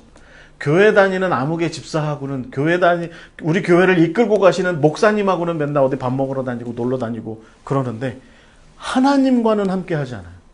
왜 그래요? 제일 무섭거든요. 제일 겁나거든. 내가 까발려지거든. 내가 드러나거든. 내 실력과 내 문제와 내 한계가 다 드러나거든요. 피하고 싶죠. 그런데 에스겔이 오늘 우리에게 분명하게 얘기하는 건 뭡니까? 너 스스로 띠를 띠고 하나님 앞에 서라. 그것이 맞는 거다. 라고 지금 그렇게 얘기하고 있는 겁니다. 에스겔의 이야기에서 정말 그러니까 결국은 중요한 건 뭐냐면 여러분 다음 10페이지에 넘어가서 보시면 정말 중요한 건 뭐냐면 율법의 원칙을 지금 에스겔이 고수하고 있다는 겁니다. 세 번째 줄에 보시면 율법은 각자의 잘못에 근거해서 각자의 벌을 받는다는 원칙을 고수합니다. 이것이 신명기 24장 16절입니다. 아버지는 그 자식들로 말미암아 죽임을 당하지 않을 것이요 자식들은 그 아버지로 말미암아 죽임을 당하지 않을 것이니 각 사람은 자기 죄로 말미암아 죽임을 당할 것이니라. 이게 법적인 문제에서는 이게 중요한 겁니다. 근데 여러분 신명기서를 가만히 읽어보시면 혹은 모세오경을 가만히 읽어보시면 그 부모의 죄 때문에 자식이 고통당하는 것에 대한 얘기가 나옵니다. 그런 얘기가 나와요. 근데 여러분 이거 분명히 구별해야 돼요. 죄로 인한 고통이 있어요. 죄로 인한 고통. 그것은 자식에게 유전될 수 있습니다. 그런데 죄로 인해서 심판이 이루어지고 벌이 가해지는 것으로 인한 고통이 있습니다. 벌로서의 고통이 있어요. 그것은 자식에게 유전되지 않습니다. 이건 잘 구별해 보면 이 말이 맞는 것 같아요. 이 말이. 하나님께서는 공의로우신 분이세요. 그러니까 내가 죄를 지은 것 때문에 벌어지는 고통이 있습니다. 죄 지은 것 자체 때문의 고통. 그것은 자식에게 유전될 수 있습니다. 그런데 죄로 인한 심판의 결과로서의 벌로 주어지는 고통. 그것은 자식에게 나타나지 않는. 이것이 바로 신명기 24장 16절에 말하는 굉장히 중요한 포인트고 에스겔은 이 에스겔서 18장에서 이 문제를 분명하게 이야기하고 있습니다. 그래서 에스겔서 18장 31절에 보시면 이렇게 얘기합니다. 너희는 너희가 범한 그 모든 죄악을 버리고 너희들 스스로의 그 마음과 영을 새롭게 해라. 라고 이야기합니다.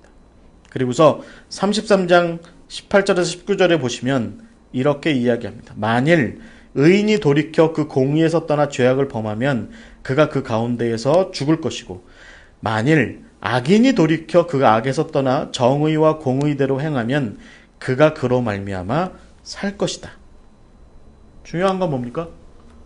지금 우리가 어떤 상태이든 우리가 우리 스스로의 선택과 결단에 의해서 하나님께로 돌아가는 그 일이 중요하다라는 것을 이야기하고 있는 겁니다. 그러니까 에스겔은 지금 너희들이 에스겔 스스로도 포함해서 내가 당하고 있는, 우리가 당하고 있는 이 고통의 현실에 대해서 우리가 우리 스스로 깊이 한번 생각해 보라는 거죠. 부모 탓하지 말고, 사회 탓하지 말고, 뭐 어떤 배경 탓하지 말고, 여건 탓하지 말고 내 스스로 한번 생각해 보라는 거예요. 그러면 이것이 하나님께서 뜻하신 바가 있다는 거죠. 그럼 거기에 합당하게 돌이킬 것은 돌이키는 것이 합당합니다. 그러면 돌이키면 하나님께서는 악인의 돌이킴은 기뻐하신다는 겁니다. 악인의 돌이킴을 기뻐하신다는 거예요. 그것이 중요한 이야기입니다. 자, 이제 마지막의 이야기를 제가 좀 정리해 보겠습니다. 이 마지막의 이야기는 뭐냐면 회복의 비전, 회복의 비전. 이 에스겔이 이제 여러분 두 번째 예언의 단계에 넘어가서 두 번째 예언의 단계로 넘어가면 하나님께서 파수꾼으로 세우시거든요. 에스겔을. 네가 나를 위해서 파수꾼의 역할을 해야 된다. 그래서 33장에 보시면 파수꾼이 파수꾼으로서의 역할을 못하면 너도 나한테 벌 받을 거야. 라고 이렇게 에스겔한테 하나님께서 아주 막 이렇게 아주 분명하게 말씀하시죠. 이게 그래서 이제 파수꾼의 역할을 잘하다 보니까 예루살렘이 멸망한 거예요. 자기 아내도 죽었고 멸망하고 나서 이스라엘 백성들이 포로된 자들이 다 에스겔 앞에 온 거죠. 에스겔이 가만히 쳐다보니까 불쌍해. 아이고 이 사람들 어떻게 해야 되나. 하나님께서 에스겔에게 목자의 마음을 주십니다. 파수꾼인데 이제는 희망을 돌이켜서 돌아오는 자들, 하나님께로 돌아오는 자들, 회개하는 자들, 돌이키는 자들에게 하나님께서 어떤 새로운 비전을 주시는지에 대해서 이야기할 것이 이제 에스겔이 할 일이다라는 겁니다. 그래서 그것이 여러분 우리가 함께 이야기를 나누는 그 에스겔서에서 34장부터 37장까지의 이야기입니다. 34장부터 37장까지의 이야기입니다. 이 34장에서 37장까지의 이야기를 우리가 네 가지로 정리할 수 있을 것 같아요. 그다음에 제가 마지막에 47장부터 48장까지 이야기를 하나 더 붙여놨습니다. 그래서 이것을 크리스토퍼 라이트는 뭐라고 얘기했냐면 에스겔의 복음이라고 얘기했습니다. 왜 복음이겠습니까? 포로로 잡혀간 자들이 그들 가운데 회개하여서 하나님께로 돌아오는 자들에게는 하나님께서 회복과 부흥의 은혜를 다시 허락하실 것이다. 이 복음이죠. 복음입니다. 그래서 여러분 14장부터 37장까지의 이야기를 우리 개신교 같은 경우는 예수 그리스도의 사역과 빗대어서 보면 그대로 예언이 정말 이렇게 예수님에게서 이렇게 예언이 이루어지고 있구나라고 하는 것을 알 수 있습니다. 저는 여기서 거기까지는 얘기하지 않아요. 네. 저는 입이 짧은 사람이라 에스겔만 얘기하기도 바빠. 신약 이야기는 여기까지는 다 끌어들이기에는 저는 대가가 아니라서 그렇게 여유롭게 이렇게 한가롭게 그렇게 못하겠습니다. 제가 한 60살쯤 먹으면 이걸 성경 공부를 다시 하면 아마 그때는 이렇게 신약의 얘기도 좀 편안하게 풀어서 얘기할 수 있을 것 같은데 저는 아직 그렇게 성숙하지 못했습니다. 오늘은 에스겔 얘기만 하기도 바쁠 것 같아요. 자, 근데 에스겔의 얘기가 네 가지의 복음으로 나타납니다. 첫 번째는 뭐냐면 34장 1절부터 31절까지의 이야기인데 이게 대체적으로 양과 목자의 이야기로 나와요. 양과 목자의 이야기. 그래서 이제 이 에스겔서의 이 이야기를 빗대어서 예수님께서 갈릴리에서 많이 말씀하시죠. 목자 없는 양 같다. 너희들이 막 이런 얘기 하죠. 그게 다 이제 에스겔서를 빗대서 하시는 말씀입니다. 어떤 얘기입니까? 하나님께서 내 양떼, 당신의 양떼를 위해서 목자들을 세웠는데 이 목자들이 양떼들만 다 잡아먹고 양떼들은 내팽개쳐두고 양떼들은 보호하고 돌보지 않더라. 그래서 하나님께서는 여러분 거기 보시면 11절부터 22절까지 보시면 내가 그 양떼를 다시 모으고 돌보고 그들 가운데 정의를 세울 것이다. 그리고 23절부터 24절에 보시면 그들 가운데 목자 하나를 내가 세울 거다. 이렇게 얘기하죠. 그래서 이 목자가 다윗이래요. 다윗. 약간 좀 안 어울리게 보입니다. 왜냐하면 에스겔의 입장에서 볼 때 에스겔을 통해서 대언된 하나님의 말씀은 예루살렘의 멸망이고 예루살렘 성전의 파괴입니다. 예레미야처럼. 근데 여기서 이제 예레미야는 그렇게 얘기 안 하는데 에스겔 같은 경우는 다윗을 다시 얘기하는 거죠. 다윗을. 네. 그래서 우리가 이제 이것을 좀 의미 있게 좀 받아들여야 돼요. 개신교 입장에서는 기독교 입장에서는 어렵진 않아요. 그죠? 이 다윗은 누구를 얘기하겠습니까? 딱 얘기하셔야죠. 예수님하고 다 얘기하셔야죠. 다윗의 자손은 예수님이죠. 우리는 쉽게 해석이 돼요. 그런데 이 에스겔의 입장에서는 좀 해석이 잘 안 되는 부분이 있기는 해요. 근데 어찌됐든 에스겔도 제사장의 가문의 입장이라면 아마 그런 회복의 어떤 아이콘으로서의 다윗은 충분히 떠올릴만 했다. 근데 중요한 건 여기서 그가 왕이 다시 될 것이다 라고 얘기를 이제 24절에서 하는데 그 왕이 멜레크로서의 왕은 아니라는 겁니다. 이 멜레크는 약간 폭력적이고 권위적인 왕이에요. 그런데 그 대신에 나시라는 표현을 씁니다. 이것은 섬기고 봉사하는 어떤 종으로서의 지도자의 모습이 훨씬 더 강합니다. 그래서 이전에 양떼들을 잡아먹던 목자들이 아니라 양떼들을 오히려 잘 돌보고 시편 23편에 나오는 그런 여호와께서 나의 목자시다라고 하는 그런 표현에 나오는 그런 목자들처럼의 그런 모습이 다시 일어날 것이다 라고 하는 것이 이 에스겔의 첫 번째 비전입니다.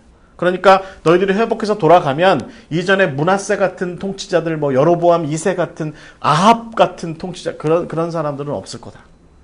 너희들 공평과 정의로 다스릴 지도자들이 너희들을 기다리고 있을 거다. 이렇게 얘기하는 거죠. 두 번째는 35장 1절부터 36장 15절까지인데 산들에 대한 이야기가 나옵니다. 산들에 대한 얘기인데 이 하나님께서 그 유다 산지와 에브라임 산지를 전부 다 황폐하게 만드셨다라고 하는 이야기를 쭉 해요. 그리고 나서 뭐라고 얘기하냐면 36장 8절에 보시면 그런데 그렇게 유다의 산지들이 황폐한 것을 세일산과 에돔 산지의 이방인들이 그렇게 좋아했는데 오히려 이제 너희들 이방의 나라 산지들이 다 황폐하게 될 것이고 8절 이후에 보시면 36장 8절 이후에 보시면 이스라엘의 산들은 다시 복원되어서 결실하는 좋은 나무들로 가득하게 될 것이고 거기에 사람들이 다시 많아질 것이고 도시가 세워지고 평화로운 땅이 될 것이다 라는 이야기를 36장에서 이야기를 합니다. 이게 두 번째의 복된 소식입니다. 세 번째의 복된 소식은 뭐냐면 불경스러운 것들이 다 없어지고 정결한 것이 나타나는데 제가 거기 이제 깜빡 넣는 걸 까먹었습니다. 좀 적어 넣으세요. 36장 16절부터 38절까지입니다. 36장 16절부터 38절까지의 말씀인데 여기에 이제 이건 뭘 얘기하겠습니까? 그 삶에서 그곳에 회복된 그 예루살렘, 새 예루살렘과 새로운 하나님의 약속하신 그 땅에서의 그 삶 자체에서 모든 불경스러운 것들은 다 거룩하지 못한 것들은 다 없애버리고 새로운 정결한 것들을 세웠는데 그 정결한 것이 뭐냐면 36장 25절부터 20절까지 이렇게 나와 있습니다. 맑은 물을 너희에게 뿌려서 너희로 정결하게 하되 곧 너희 모든 더러운 것에서와 모든 우상 숭배에서 너희를 정결하게 할 것이며 또 새 영을 너희 속에 두어서 새 마음을 너희에게 주되 너희 육신에서 굳은 마음을 제거하고 부드러운 마음을 줄 것이며 내 영을 너희 속에 두어 너희로 내 율례를 행하게 할 것이다. 모세는 이스라엘 백성들에게 돌로 만들어진 율법을 줬어요. 그죠? 그런데 지금 에스겔은 뭘 주고 있는 겁니까? 마음을 주는 겁니다. 하나님의 새로운 마음. 그러니까 모세가 십계명을 가지고 내려왔을 때 한번 깨트려 먹죠. 네. 잘못해서 떨어뜨려서 깨트려 먹은 게 아니라 열받아서 집어 던져서 깨트려 먹죠. 올라가서 다시 만들어 오잖아요.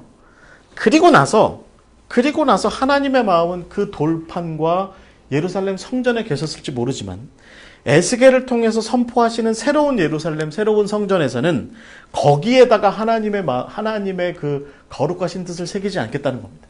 어디에다가 새겨요? 우리의 마음에. 하나님의 새롭게 회개하여서 나온 거룩하고 의롭게 된 그 사람들의 그 마음에 세우시겠다라는 것입니다.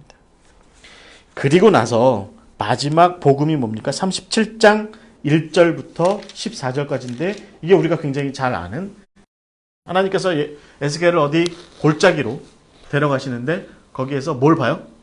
마른 뼈들을 보죠. 마른 뼈. 마른 뼈가 거기에 이렇게 가득하여 있다는 것은 무엇을 의미하겠습니까? 혹시 여기 그림에 이 마른 뼈들이 이렇게 있다는 것은 무엇을 의미하겠습니까? 거기에 전쟁이 있었고요. 전쟁 끝에 주검들이 있는데 주검들을 다시 주검들을 매장시켜주는 그런 어떤 예의를 갖출 만한 그런 일도 없이 황망하게 그 전쟁터가 버려졌다는 의미입니다. 그래서 마른 뼈들이 어떻게 돼 있대요? 다 그냥 땅 위에 드러난 채로 있다가 결국은 다 말라 비틀어져 있는 거죠. 그래서 거기는 버린 곳이다. 완전히 희망 없는 곳이다. 그런데 하나님께서 거기에 가셔서 에스겔에게 이들이 살아날 것에 대해서 얘기하셨고 에스겔에게 그것을 명하라 말씀하셨고 에스겔이 그렇게 명하자 살이 붙고 근육이 붙고 다 붙어서 사람들이 되었고 군대가 되었고 하나님께서 거기에 마치 창세기 1장에서 하셨던 것처럼 창세기 2장에서 보여주셨던 것처럼 뭘 하세요? 생기를 불어넣어 주시는 거죠. 생기를. 이건 뭘 의미하겠습니까? 새로운 창조를 의미하는 겁니다. 새로운 창조. 완전히 새로운 창조. 그래서 하나님의 새로운 나라가 구체적으로 드러나서 시작이 된다. 이제 아주 드러나서 시작이 된다. 이렇게 이야기할 수 있는 것입니다. 여기서 중요한 것은 뭐냐면 이 회복된 이스라엘인데 이것이 바로 회복된 이스라엘인데 이 회복된 이스라엘이 여러분 37장 16절 17절에 보시면 이것이 단순히 에스겔이 소속돼 있었던 유다와 예루살렘 사람들에게만 일어나는 것이 아니라 이 마른 뼈가 살아나는 것 같은 이런 온전한 회복과 부흥이 어디에서 일어나냐면 누구에게서도 일어나냐면 북이스라엘에게도 일어날 거다. 그러니까 여러분 그 예레미야에게서 얘기했던 것처럼 온전한 회복 그것이 에스겔에게서도 나타나는 거죠. 그러니까 남유다 사람들의 머릿속에 그런 생각들 많이 있었을 수도 있죠. 지금도 우리나라 사람들 가끔 보면 그런 말씀들 많이 하세요. 북한 땅 사람들은 다 죽어도 된다는 식의 뭐 그런 식의 생각들을 쉽게 막 그게 아주 쉽게들 얘기하세요. 너무 오랫동안 그 아마 좀 서로 떨어져 살아서 그 땅 사는 사람들은 사람이 아닌 양 그렇게 생각하는 그런 경향이 있는지도 모르겠습니다. 남유다 사람들한테도 아마 그런 생각들이 있었을지도 모르겠어요. 그런데 에스겔에게 하나님께서 말씀하시는 건 뭐예요? 내가 유다만 회복시키는 것이 아니라 에브라임도 회복시킬 거다. 그러니까 북이스라엘도 회복시킬 거다. 그래서 12지파 전체를 회복시킬 거다라고 이렇게 말씀하시는 거죠. 이렇게까지가 해서 에스겔이 이야기하는 복음입니다. 복된 소식들이 포로로 잡혀가 있는 이스라엘 백성들에게 이게 어떤 소식으로 들려지게 되고, 이렇게 이제 하나님께서 너희들을 회복시켜 줄 거야. 그러니까 너희들한테 중요한 건 뭐야? 너희들의 마음으로 돌이켜서 회개하는 거야. 라고 이렇게 말씀하시는 거죠. 그리고 여러분 이제 우리가 잘 알고 있는 것처럼 40장부터 48장까지는 뭐가 나옵니까? 예루살렘의 회복과 또 예루살렘 성전의 회복이 이제 이야기가 쭉 나와요. 네. 제가 이제 그 얘기는 다루지 않겠다고 말씀드렸습니다. 무슨 몇 자, 몇 규빗, 몇 척, 막 이런 얘기만 잔뜩 나오는 건데, 한번 차분히 한번 나중에 읽어보시고요. 제가 마지막으로 여러분과 함께 깊이 좀 나누고 싶은 이야기는 47장입니다. 47장의 이야기입니다. 47장의 그 성전물이 이렇게 흘러나오는 이야기. 그래서 이게 새로운 이스라엘의 땅의 지경을 얘기하는 거죠. 땅의 지경을 이야기하는데, 이거 다 아는 얘기죠. 네. 저는 어제 설교할 때 이렇게 얘기하거든요. 47장 1절에 보시면 그 성전 문이 이제 동편에, 성전 앞문이죠. 앞문이 전면 문이 동편 쪽으로 나 있는데 그 동쪽문 아래에서 문지방에서 물이 흘러나오는 거죠. 그러면 이제 에스겔이 이걸 처음 보고 뭐라고 얘기했을까요? 에스겔이 이 모습을 딱 보고 하나님 잘못 지으셨네요. 하나님 부실공사입니다. 물이 새네요. 이렇게 얘기했을 건데 이제 아무 말도 못하죠. 능력의 하나님 앞에서. 하나님께서 뭐라고 말씀하십니까? 그 물을 따라 내려가 봐라. 그러면 이제 그 물이 어디로 흘러내려갑니까? 기드론 골짜기를 따라 흘러내려갑니다. 지금도 여러분 이스라엘의 지리를 이렇게 보시면 기드론 골짜기를 따라 흘러내려가면 그 골짜기가 어디로 가냐면 사해로 가요. 사해로. 그래서 이 물도 아라바로 가죠. 아라바에 있는 그 사해가 뭐냐면 죽은 호수잖아요. 죽은 바다. 그런데 그 성전으로부터 흘러나오는 물이 아라바로 흘러가서 그 주변이 다 소생케 된다. 이런 표현이 나오는 거죠. 이게 여러분 무엇을 의미하겠습니까? 이스라엘 사람들이 그들의 지리적 상식에 여기까지가 우리 백성의 하나님께서 약속하신 땅이야 라고 말하는 그 지경을 넘어선 곳, 그들이 죽은 땅이라 여기고 필요 없는 땅이라고 여기는 그곳까지도 하나님께서는 다시 살리실 것이다 라는 것입니다. 그래서 여러분 47장의 뒷부분에 이렇게 넘어가다 보면 22절에 보시면 너희들 중에 타국인들이 살면 그들에게도 삶의 자리를 주어라. 너희들 중에 타국인들이 살면 그들에게도 삶의 자리를 주어라 라고 이렇게 말씀하시죠. 결국 이것은 무엇을 의미할까요? 저는 이것이 에스겔이 말하는 마지막 복음인 것 같아요. 왜냐하면 하나님께서 이스라엘 포로된 자들에게 내가 너희들을 회개하는 자에 한해서 나를 통해서 의롭게 된 자들에 한해서 너희들을 구원할 것이고 너희들을 내 회복된 땅으로 다시 데리고 갈 텐데, 그런데 거기에서 시작되는 새로운 삶의 지경은 온 세상 끝까지 이어질 수 있다. 너희들 마냥 회개하여 돌아오는 온 땅의 모든 타국인들을 포함한 모든 사람들이 다 내 백성이 될 거다 라고 하나님께서 말씀하시는 이 지경이, 이스라엘이라고 하는 지경이 확 넓어지는 것을 이야기하고 계시는 거죠. 마치 하나님께서 베드로에게 그 욥바의 그 무두장이 시몬의 집 옥상에서 보따리를 내려줬을 때 거기에 그 가증스러운 것들이 가득 담겨 있을 때 네가 이거 먹어라.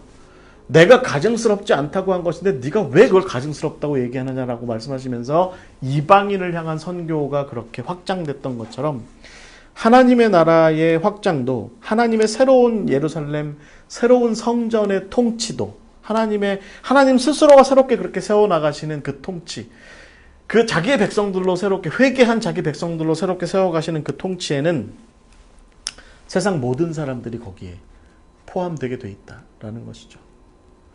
이 고난주간에 우리가 예수님의 말씀을 늘 기억해야 될 것 같아요. 이 성전이 어떤 곳인 줄 알아? 이 성전은 너희들만 기도하는 집이 아니라 만민이 기도하는 집이야. 하나님께로 나오는 누구나 이스라엘 유대인들만이 아니라 교회 다니는 사람들뿐만 아니라 누구나 하나님 앞에 회개하여 나오는 자들은 다 여기 앞에 서서 하나님께 하나님의 백성으로서 기도할 수 있어 라고 얘기하는 것이 예수님께서 성전을 깨끗하게 하신 목적인 것이죠. 여러분, 이것이 우리가 에스겔에게서 예수님에게로 이어지는 굉장히 중요한 비전일 것 같아요. 오늘 에스겔서 우리가 함께 나눴네요. 제가 오늘 이걸 다 못 끝마치면 어떨까 싶었는데 끝까지 갔습니다. 끝까지 가서 에스겔서를 함께 나눴는데 여러분 어떻게 생각하세요? 하나님께서 에스겔을 통해서 성전을 완전히 무너뜨리시고 새로운 성전을 세우시되 다윗의 성전이 아니라 솔로몬의 성전이 아니라 그들만의 성전이 아니라 하나님께서 세상 모두를 다 품기 위한 그만큼의 큰 성전을 하나님께서 새롭게 세워가시는 그 여정에 에스겔을 세우셨고 그 여정에 포로된 하나님의 당신의 백성들 그들을 끌어들이시고 회개하는 자들을 그 여정에 포함시키고 계신다. 이것이 바로 오늘 우리가 에스겔서를 통해서 함께 나누는 귀한 말씀 나눔이었습니다. 자, 이렇게 오늘 이야기를 좀 마쳐볼까 합니다. 네, 감사하고요.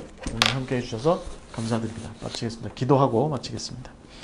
하나님 감사합니다. 오늘도 우리에게 에스겔서를 함께 공부할 수 있도록 인도하심을 감사드립니다. 오늘 우리가 이 말씀을 통해서 우리가 규정하고 있는 하나님, 우리가 제한하고 있는 하나님, 우리가 속박하여 묶어두고 있는 하나님의 모습이 있는 것은 아닌지 돌아보게 하시고 우리가 하나님을 끌고 다니는 것이 아니라 하나님께서 우리를 이끌고 다니심을 우리가 분명히 알게 하시고 우리는 그저 하나님 앞에 사람의 아들로 서 있음을 기억하게 하시고 그런 가운데 우리가 돌이켜 하나님의 뜻에 순종하며 마음 깊이 하나님께로 돌이킬 줄 아는 삶의 구체적인 삶의 행위들 통해서도 하나님께로 돌이킬 줄 아는 우리가 될 수 있도록 주여 우리를 주장하여 주시고 인도하여 주시옵소서.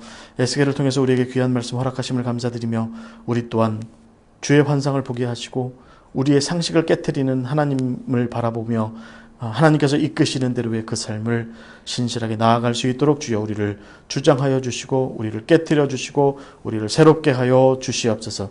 예수 그리스도의 이름으로 기도하옵나이다. 아멘. 감사합니다. 마치겠습니다.